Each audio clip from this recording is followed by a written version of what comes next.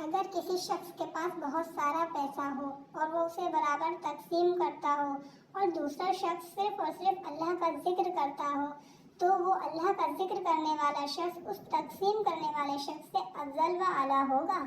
ہر شخص کے دل میں دو کوٹریاں ہوتی ہیں، ایک میں فرشتے رہتے ہیں اور دوسرے میں شیطان۔ جب وہ شخص اللہ کے ذکر میں مصروف ہوتا ہے تو شیطان پیچھے ہٹ جاتا ہے، اور جب اللہ کا ذکر نہیں کرتا تو شیطان اپنی چونچ اس کے دل میں رکھ دیتا ہے، یعنی اس کے دل پر مسلط ہو جاتا ہے اور طرح طرح کے وسوسے ڈالتا رہتا ہے۔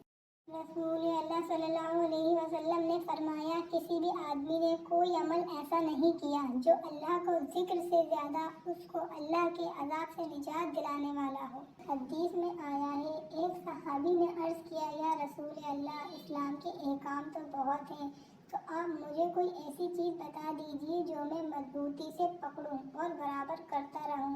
آپ نے فرمایا، تمہاری زبان برابر اللہ کا ذکر سے تر و تازہ رہنی چاہیے۔ حدیث شریف میں آیا ہے کہ رسول اللہ صلی اللہ علیہ وسلم نے ارشاد فرمایا، دعا مانگنا یعنی عبادات کرنا ہے۔ پھر آپ صلی اللہ علیہ وسلم نے بطور دلیل قرآن کی یہ آیت تلاوت فرمائی، وقال ربكم ادعوني استجب لكم ان الذين يستكبرون عن عبادتي سيدخلون جہنم داخرین۔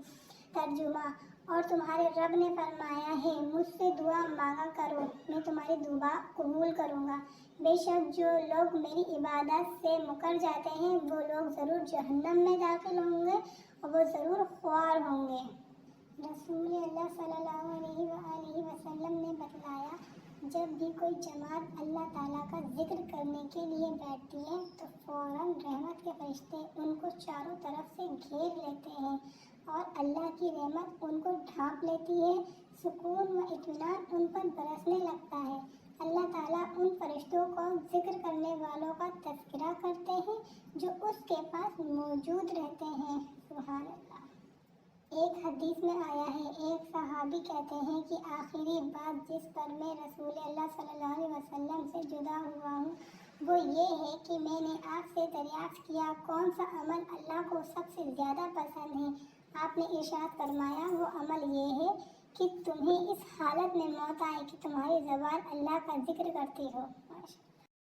جس شخص نے فجر کی نماز باجماعت ادا کی اور پھر سورج نکلنے تک وہیں بیٹھا ہوا اللہ کا ذکر کرتا رہا، پھر 2 رکعت عشاء کی پڑھ کر مسجد سے واپس آیا تو اس شخص کو ایک حج اور ایک عمرے کی مانند اجر ملے گا۔ اس روایت میں دوسرے الفاظ یہ ہیں کہ اسے ایک حج اور ایک عمرے کا اجر کر کے مسجد سے واپس آئے گا، مطلب ایک حج اور ایک عمرے کا اجر واپس لے کر مسجد سے نکلے گا۔ سبحان اللہ۔ تم اتنی کثرت سے اللہ کا ذکر کیا کرو کہ لوگ تم کو دیوانہ کہنے لگیں۔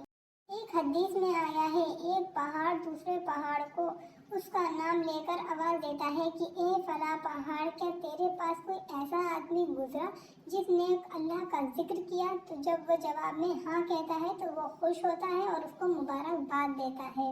اللہ کے نیک بندے وہ ہیں جو اللہ کے ذکر کے لیے ہر وقت اور ہر موقع کے مناسب اللہ کا ذکر کریں۔ یا تو زندگی کو سونا بنا لو یا پھر زندگی سونے میں گزار دو، دونوں آپ کے ہاتھ میں ہے کہ آپ اسے کس طرح سے بہتر بنا رہے ہیں۔